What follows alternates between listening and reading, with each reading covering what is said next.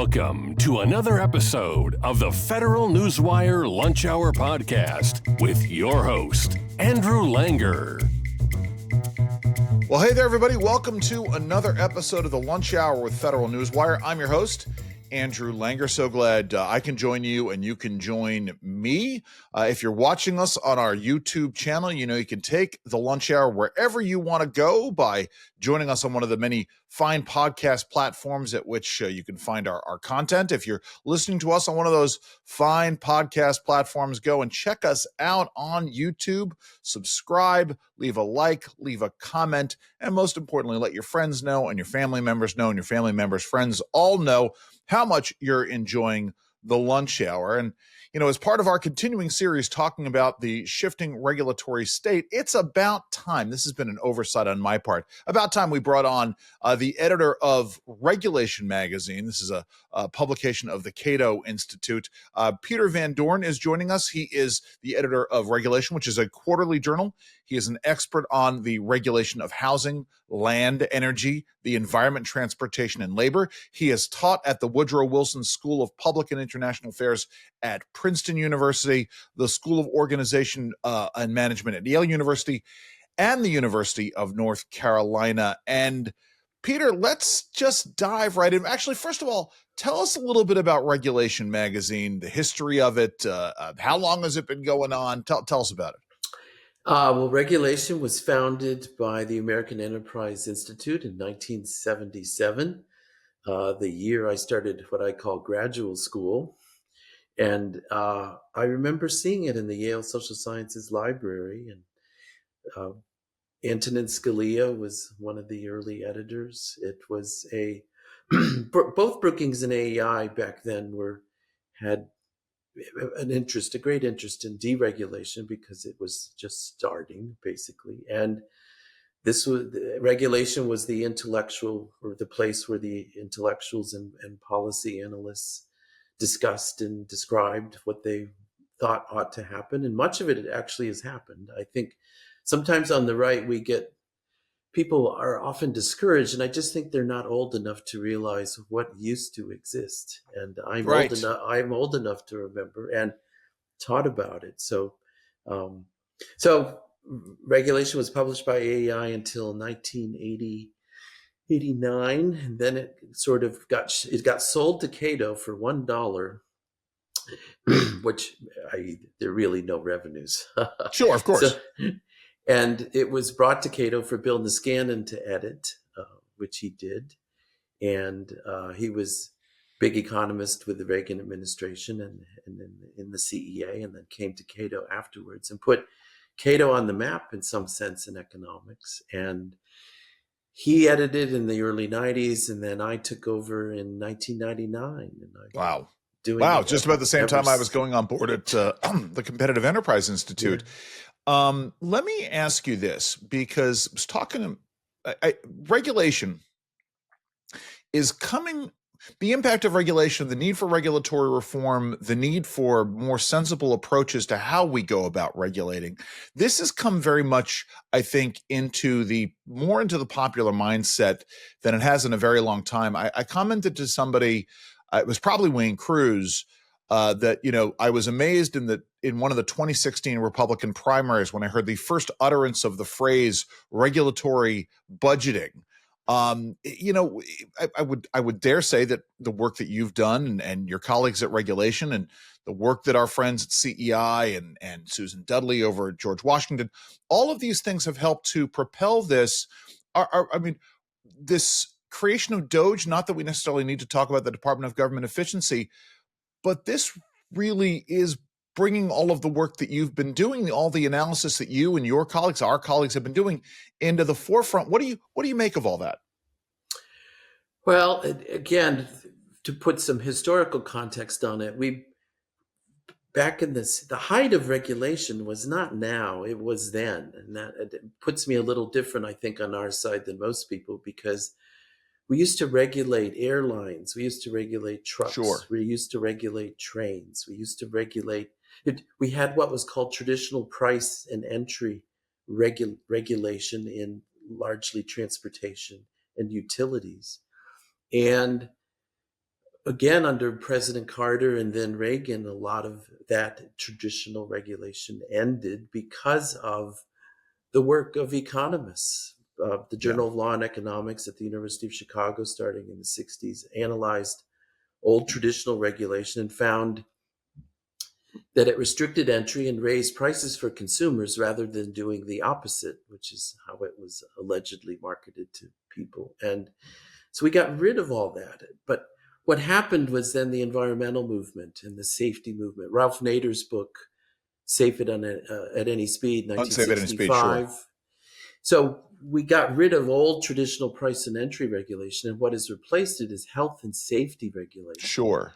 And that's a much different. It's harder to study. It's harder to study the effects of pollution and or stuff on human life than it Sure. was the old traditional stuff. So it's a murkier benefit estimate.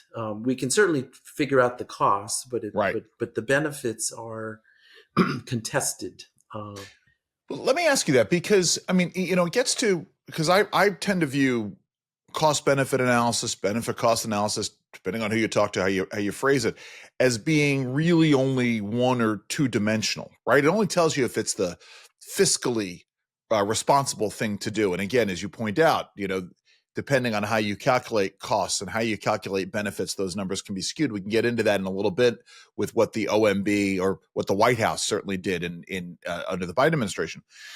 But I tend to focus a lot on comparative risk assessment and the issues of unintended consequences, right?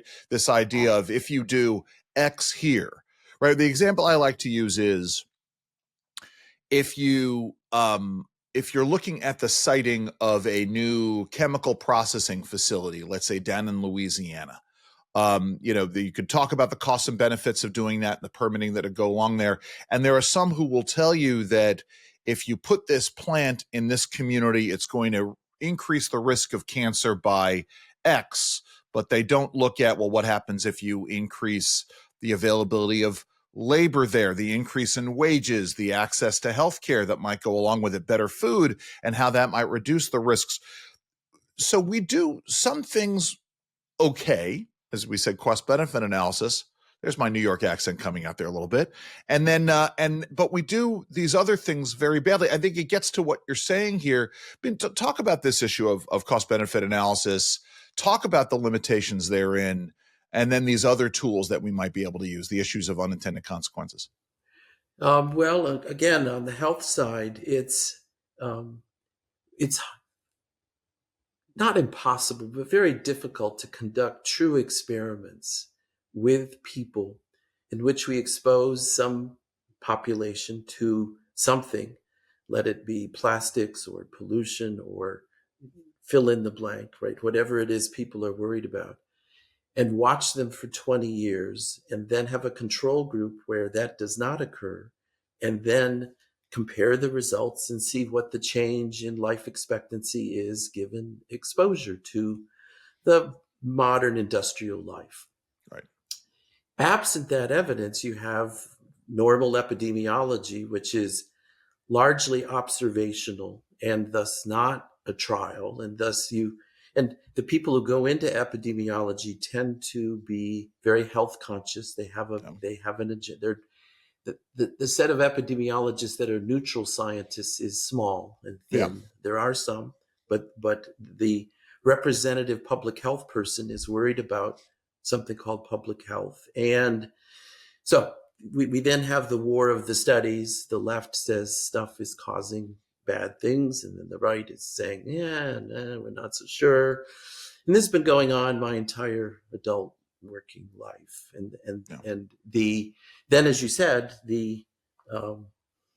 there are benefits for modern industrial life other than exposure to pollution and the higher wages and this and that and the other thing. But increasingly, a lot of the industrial things associated with fossil fuels are located not in the United States, but in fact abroad. Sure. We've exported pollution in some sense. Both, it's hard to remember we can't even recycle much anymore because China cut us off from sending all our recycling to them, because as they get richer, I mean, Sure. this is the other thing is environmentalism is a luxury good. The consumption of it rises with real incomes. So ironically, the industrialization which made us rich is also the thing that makes us against industrialization. And interesting, just as I'm sitting here thinking about it, because we spend on the free market limited government side of the aisle, we spend a lot of time sort of debunking the nonsense of Malthus, and maybe we've been looking at carrying capacity in the wrong way. Maybe there's a certain level of the carrying capacity goes in as the population grows and gets wealthier. Then we, as Fred Smith at CEI, the late great Fred Smith, has talked with the idea of prioritizing these other things goes up there. Let me stick a pin in that for a second. It's just me pontificating. You don't need to respond to that. But in terms of, because my mom is an epidemiologist, so and my dad's an environmental scientist, so I've sort of been steeped in sort of looking at things in that way. The issue of the precautionary principle, talked about with other guests, the idea that it used to be you had to sort of prove, demonstrate what level of risk there was in producing a new good into the marketplace. Now you have to prove that something is safe. How does that play into all this?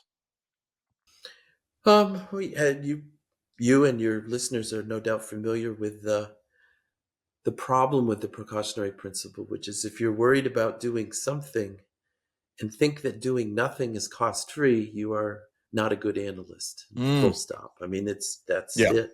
There are costs and benefits of doing something and doing nothing.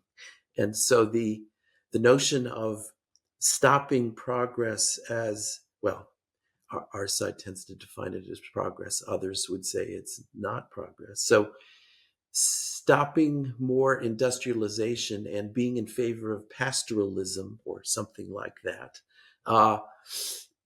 The notion that pastoralism is cost-free and industrialism is costly is not analytically correct. Right. But to the average, I mean, again, real politicians don't care about the reality. What they care about is what voters think. And the stereotype of suburban voters is that they care very much about environmentalism.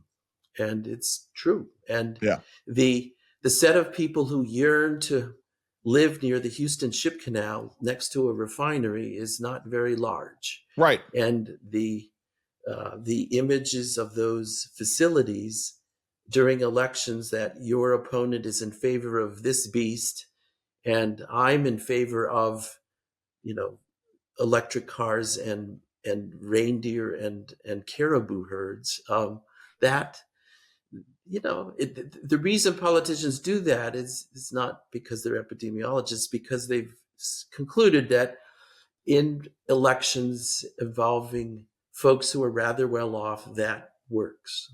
And, actually, that's a really great way of segueing into the Loper-Bright decision, Chevron deference, and the aftermath. And it's because at the end of the day, right, you write about this at Regulation, the changeover in terms of, right, the idea of behind Chevron deference was that judges can't be experts on the science.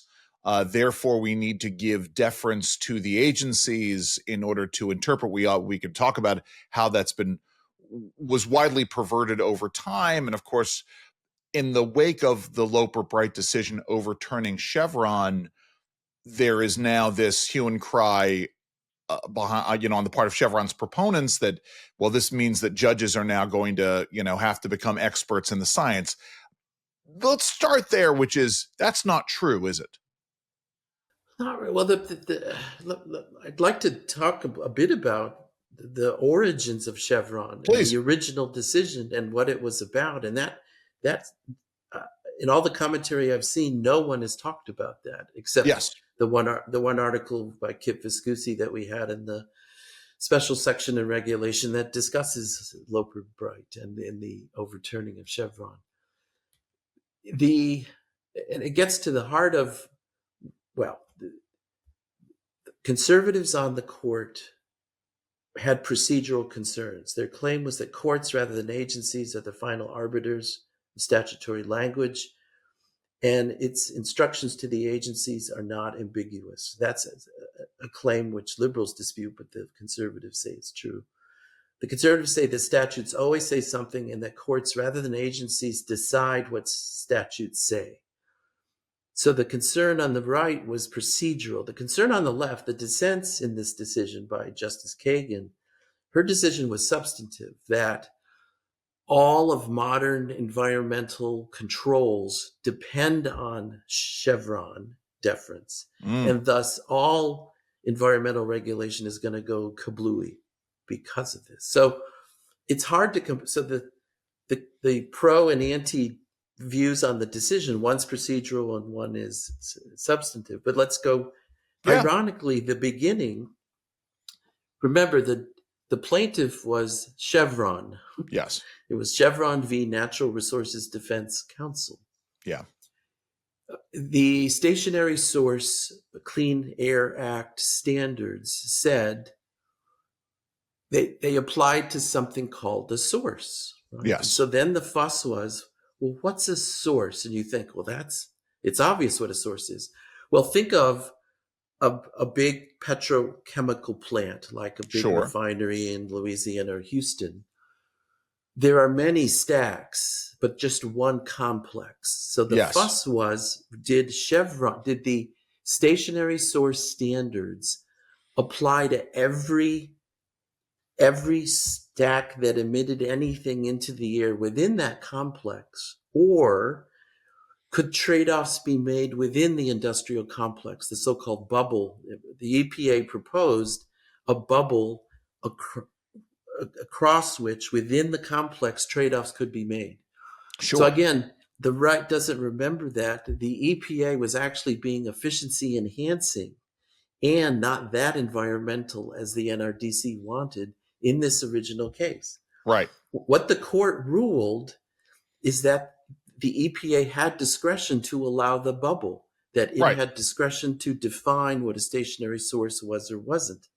So ironically, this original decision, Kagan had it exactly wrong in the history, right? If modern environmental regulation depends on Chevron, well, notice Chevron was actually kind of a nerdy trading system before we had trading systems, even though the statute didn't actually allow it. Peter, let me interrupt here and talk a little bit about this. I want to come back to the history and Loper-Bright, but this is a problem that we have, right? Because the reaction to the Loper-Bright decision has been, as you said, it's all going to go kablooey, and more to the point, that, and I've written about this, President Trump, incoming President Trump, is going to act without any sort of limits on his power. And I've written, well, no, if you get rid of Chevron and these agencies are constrained, it constrains a conservative as much as it constrains a progressive, or it constrains a Donald Trump as much as it constrains. Sorry, so talk a little bit about that real quick.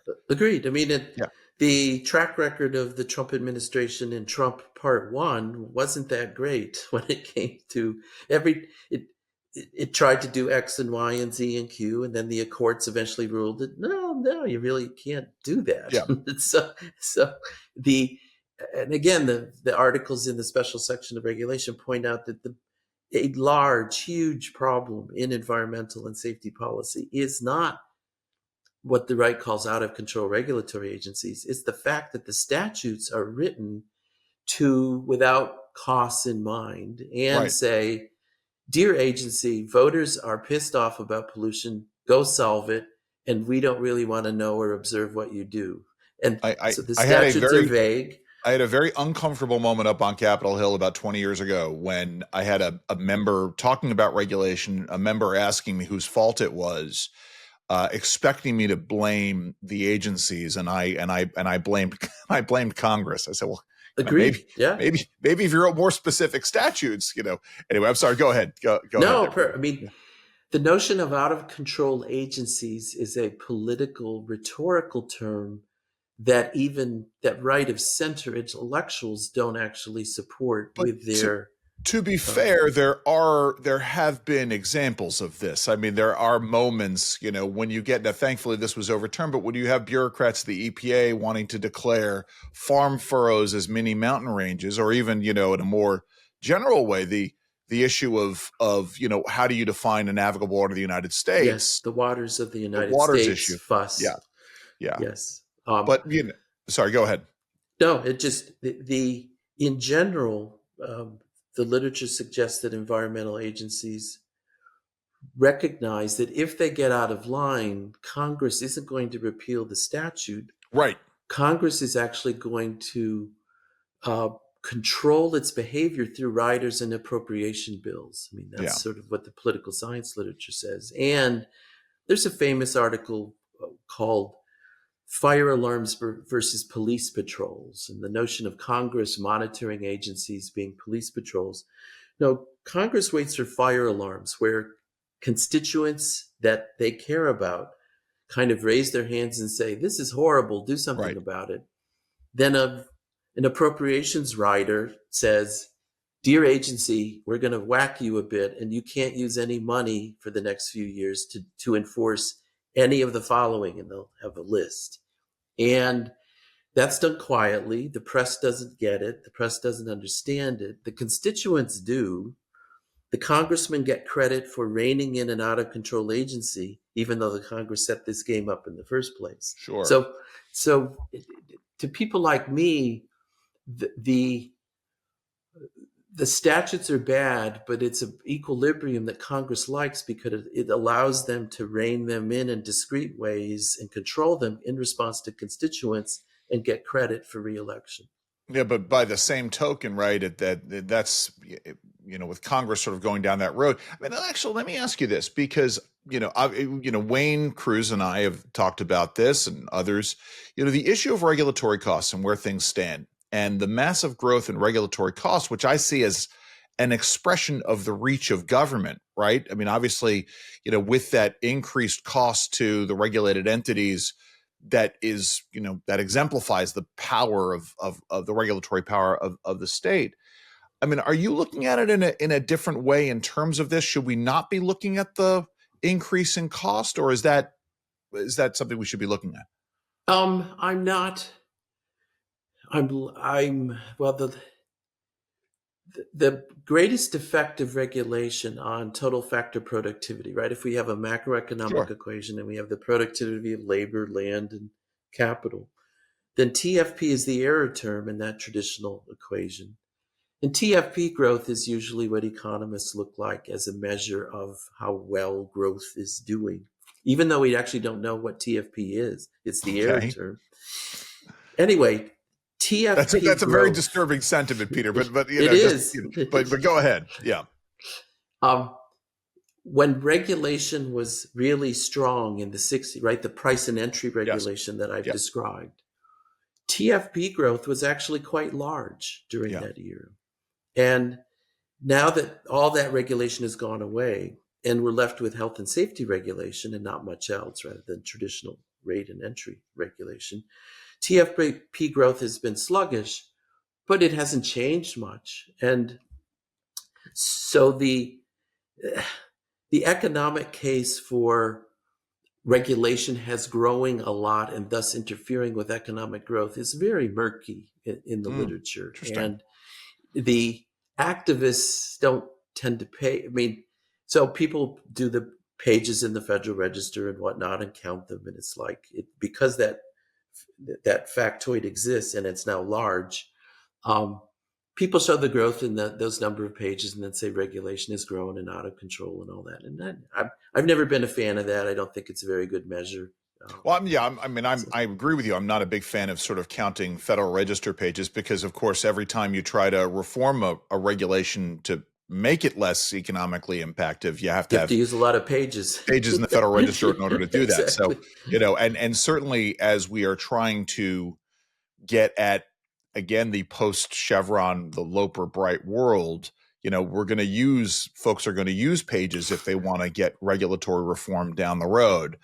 To me, it comes down to what do the regulations do, right? If it's a clean air regulation that forces an Italian restaurant to get a different kind of pizza oven, that has an impact. But let's go back to this. So let's go back, because I rudely interrupted you as we're talking about Chevron. So the Chevron decision happens. We're talking about what it was.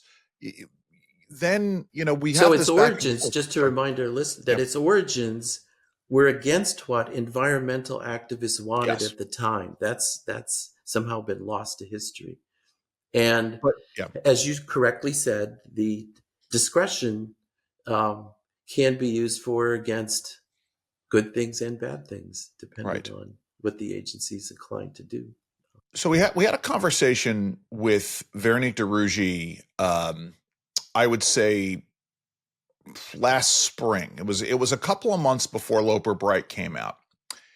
And she issued a warning that I thought was prescient. She says, Andrew, I don't think that the free market limited government movement is prepared for the post Loper Bright world. As I said, I think she was correct. You've written about this. You had the special section of Regulation Magazine talking about Loper Bright. I mean, what's your thoughts on were we prepared, and just what does this mean for the post Chevron world? I tend to agree. Well, I don't know what she meant by we're not prepared. Let me explain. I'm sorry. So what she meant was, in the same way that the pro-life community wasn't prepared for the landscape of the post-Dobbs world, that the regulatory limitation community was not prepared for the post-Loper Bright world, the post-Chevron world. Well, the notion, I think politically she's correct. That is, if you've been fighting against something forever and saying that if you get that, the world will be wonderful, and then it happens, and it turns out the world is more complicated than you argued on your political side. I agree with her, which is the notion that, oh my God, we've come to the promised land, and fill in the blank. Again, the reasoning why I agree with her and don't think this is the promised land is the problem is the statutes, right?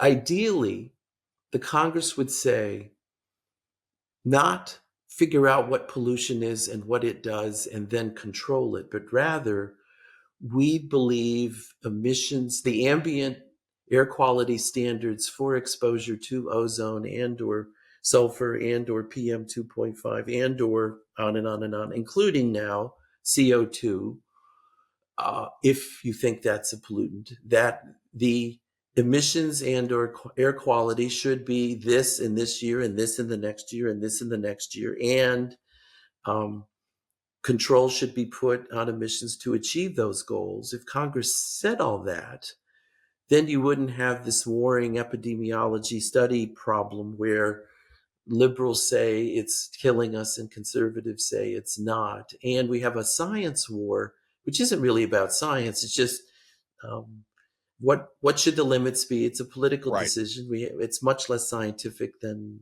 alleged, and we could get on with it. But if the Congress doesn't do that, the statutes still don't tell us what to do. We could all agree that CO2 is a pollutant. We could all agree that this pollutant is causing the climate to change. We could all agree that this is a problem, and yet we would still have to figure out the solution and debate the solutions and go back and forth about what the levels are. I 100% agree with you there. What do you make of the pushback? This is the fascinating thing to me, because before the election, after Loper Bright, you had, as we've said, this reaction on the part of the progressive left that something needs to be done. And you have the Elizabeth Warrens of the world. Not that I want you to get political, Peter. I'm not asking you this. I'm just talking about the policy solutions, wanting to push back the interpretive responsibility is not the right word, but the interpretive power back into the executive branch. Which I think probably ended with the election, because they don't want that interpretive power back there. But you get this reaction, the so-called Stop Corporate Capture Act, to push this forward. I mean, but again, I think you might say that this is all just political posturing, maybe. I don't know. I guess my short answer is yes. Yeah. I know it's a lot there, but again, it comes down to this. So it's, the reality is this is all really hard work. It's all very complicated. At the end of the day, I had the pleasure of teaching on the regulatory process for a few years, and that was the thing that one of the things that I would do. Actually, let me get your thoughts about this. One of the things that I would have my students do as an exercise within the first one or two classes was to go to regulations.gov, and they had to pick one rulemaking that had just come open for comment, and they had to pick one rulemaking or proceeding that was coming closed for comment in the coming week and report on it. And the idea was to give my students an idea of the breadth of involvement in everyday lives that the federal government has. And they were, regardless of their political persuasion, they were all really shocked at this. This, I think, would be a useful exercise for lots of people. Your thoughts here, Yes. just about most folks don't actually talk about this. The chattering classes that dominate the newspapers. Yes, I still read newspapers. I'm a print guy. It's amazed at how concerned they are about behavior that isn't regulated. Yes. That the something called regulation is something neutral that controls things that are somehow out of control. Again, it's I don't know what it is. It's their instincts are different than ours. Ours are that things. Well, our first instinct is trading is good, and now, of course, no one likes trade, literally. But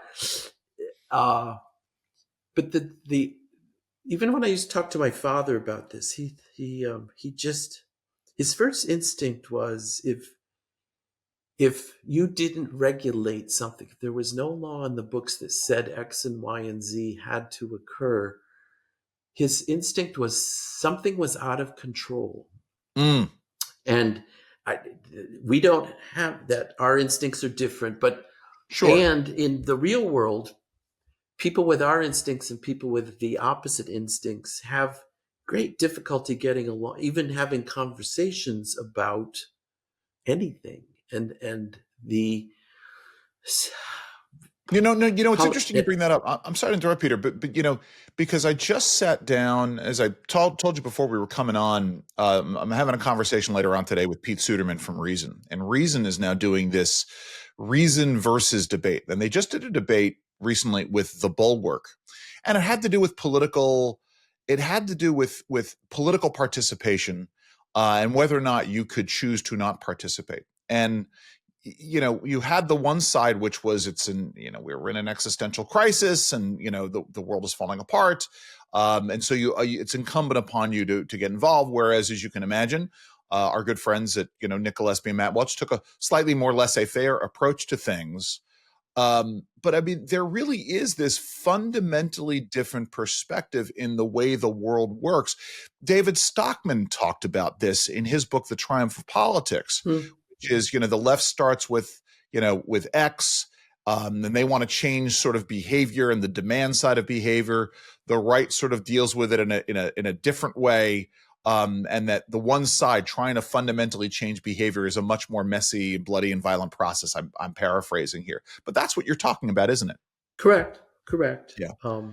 And the notion that prices are good and prices matter a lot and prices are signals, all of those things that are essential to certainly me. For many people, prices are bad. Prices are. Notice that, again, division on the right, but if if you want to do something about carbon, let's have a carbon tax. Let's have prices. Right. Because prices will change everyone's behavior in ways we can't possibly understand, and therefore we can't possibly create regulations that are good at mimicking what a price does. Same thing conventional pollution, the same thing, which is let's have It's funny because prices this is for emissions.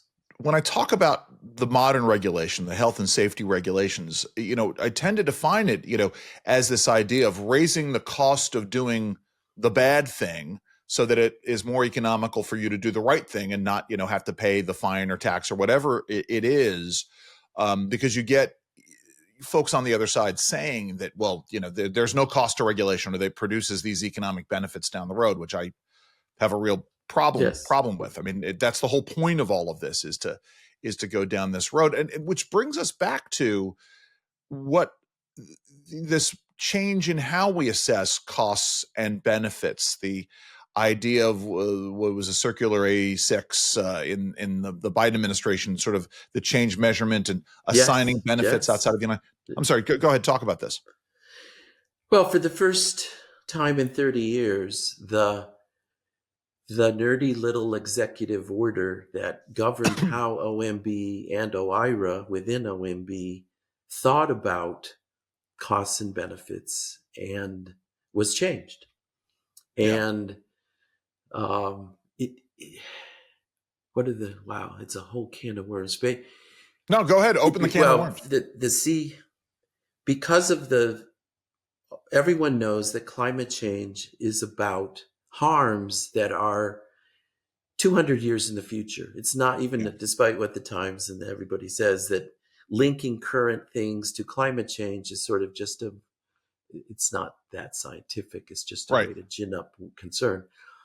The problem is the equilibrium effects of temperature 200 years from now on growth and or economic damages will be X or Y or Z, depending on your model. But you then encounter the discount rate, which is at what rate should we compare future benefits and costs versus current benefits and costs? Right. And as you learn in the first class you take on this, that if you discount things at the rate of return on capital in society, which is sort of like 7% now, nothing much 200 years from now matters at all. Right. Well, if you're an environmentalist, this is not good news. And so then you go after the discount rate. So what Circular A4 did is state that henceforth OMB and OIRA will use a very low discount rate to compare costs and benefits in the far future versus the present. And we're going to have discussions on this, and have had already in my journal. And it's very nerdy and but it's scientific, and yet it's not. It's certainly my colleague Jeff Myron and I argue the social rate of discount is in fact not scientific. The judgment one makes on the rights and or duties we have to future generations is not scientific.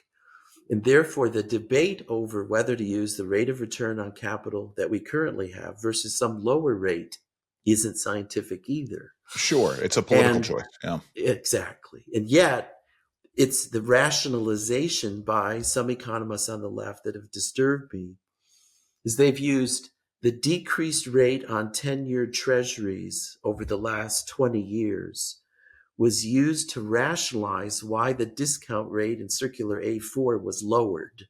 And yet that's not right. That's mixing. Because that ignores all of the other sort of economic interference. And that's just fascinating. Anyway, So again, that ends the nerdy portion. But Circular A4 revision. Listen, I will say I put together a list of recommendations and a regulatory agenda for the incoming administration, and one of them is to go back. I mean, I know that the last time we did this was 30 years ago. I hate the fact that we'd have to go back and do it all over again, but I think we got to go back and do it all over again. I mean, I think it's Well, interesting. Richard Revesz, who's an environmental lawyer at NYU, headed this effort within OIRA. That's where he was very clever. He and Mike Greenstone at MIT and Chicago said, let's change the discount rate that governs cost-benefit analysis through Circular A4.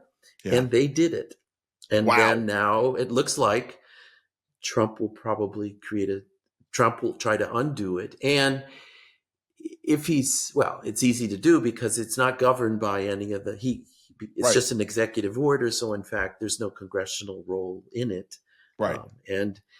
But it matters a lot. This discount rate matters, not so much for conventional pollution because those are near term, but any carbon future climate consideration is a big war about the discount rate. If we're talking about making sure that we have access to reliable, abundant energy over the long term, this is something that's going to have to be fixed in order to make sure that happens, at least as clear as I can understand it. Real quick, I got two more questions for you. One substantive, one not. Conversation I've been having with some folks. Is it time to revisit the Administrative Procedure Act? Is it time to, so that it brings in things like the regulatory dark matter that Wayne Cruz talks about? Is it time to just get rid of the APA entirely? I'm not a fan of that idea, but what are your thoughts? I publish articles in regulation by people who tend to believe that a focus on procedural cures for our substantive concerns is a not very useful rabbit hole. That the fussing, that we in the end need to convince the median voter of our substantive views rather than being clever about procedural change as a way to get our substantive goals. Instead, you've got to convince people, the average voters, that lower taxes, fewer benefits, smaller state will enhance their welfare substantively. Yeah. And that it is not just a way to favor, quote, the rich, and it hurts the poor, all of those kinds of substantive arguments. Again, something came up in the debate last week, which is fascinating to me about this. So when you're not doing this, can I ask all my guests this? Because I think it's important for folks who do listen to understand that we're not all work, we're not all academics. When you're not editing Regulation Magazine, when you're not teaching, when you're not doing this fascinating work to me, and I think fascinating to a lot of people, how are you spending your time? What are some of your outside interests there, Peter? Oh, good. I'm more nerdy than maybe most of you. I do this a lot. That's nothing wrong with that. What are my interests? Jazz, music, and excellent. I'm so nerdy. I keep track of football. I write game summaries for college and pro teams and for my own edification. And I've played squash for goodness since 1978. So that's fantastic. You haven't had the dreaded Achilles rupture, have you? No. Most of my partners are now all in their 70s, so we play old man squash, where it's more sedentary than when I ruptured my Achilles in April at a wedding, which is not fun. So my squash, not that I was ever playing squash, but my squash, pickleball, basketball, that's all largely out for me. Peter, how do folks find out more about the good work you and your colleagues are doing at Cato and Regulation Magazine? Go to the Cato website, and under publications, Regulation is the last Cato publication. We're published quarterly, and you can reach me at pvandoren@cato.org if you want to communicate personally. And I'm always looking for articles. It's much in Regulation I commission. There are not that many submissions. So if you have something you want to see the light of day, then send it my way, and I read it, and I'll either say yay or nay.